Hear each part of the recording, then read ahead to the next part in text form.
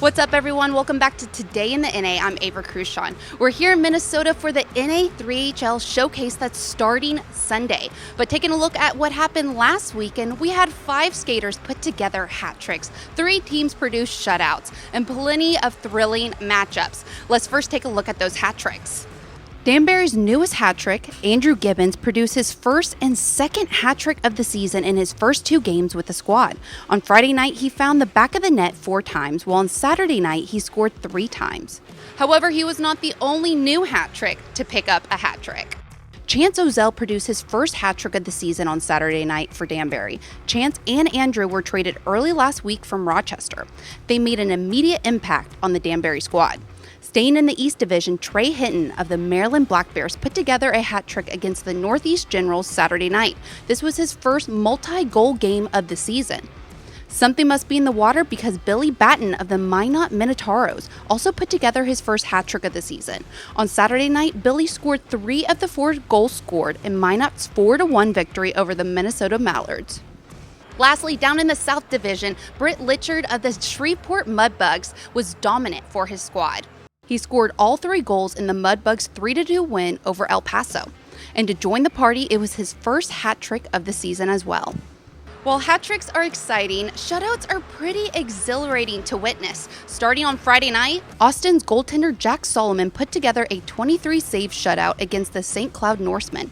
This shutout marked his second one of the season.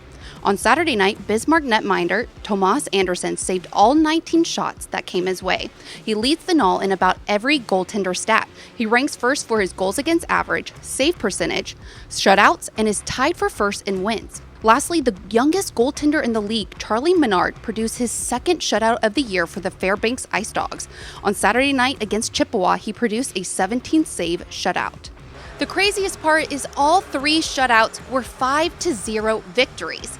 And since we're here in Minnesota, let's take a look at the key matchup starting in the Midwest Division with the Kenai River Brown Bears taking on the Minnesota Wilderness.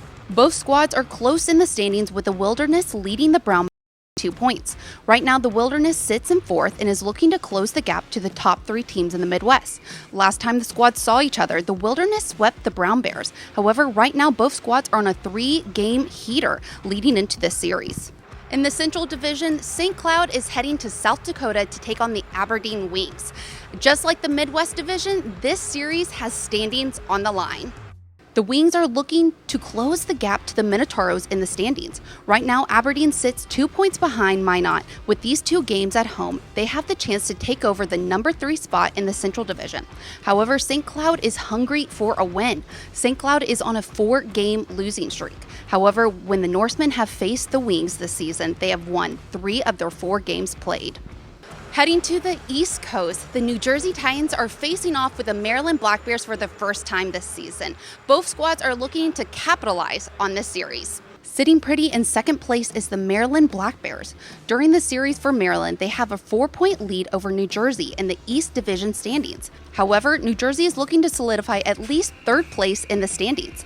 The Titans sit closely behind the Black Bears and can tie the standings with a win. Finally, we wrap up the key matchups as we head down south for the New Mexico Ice Wolves and the Colorado Grit matchup for 3 games. Both squads played each other last weekend in Colorado, where the Grit swept the Ice Wolves. Thanks to their back-to-back wins, the Grits shot up in the standings and went from last to 6th in the South Division.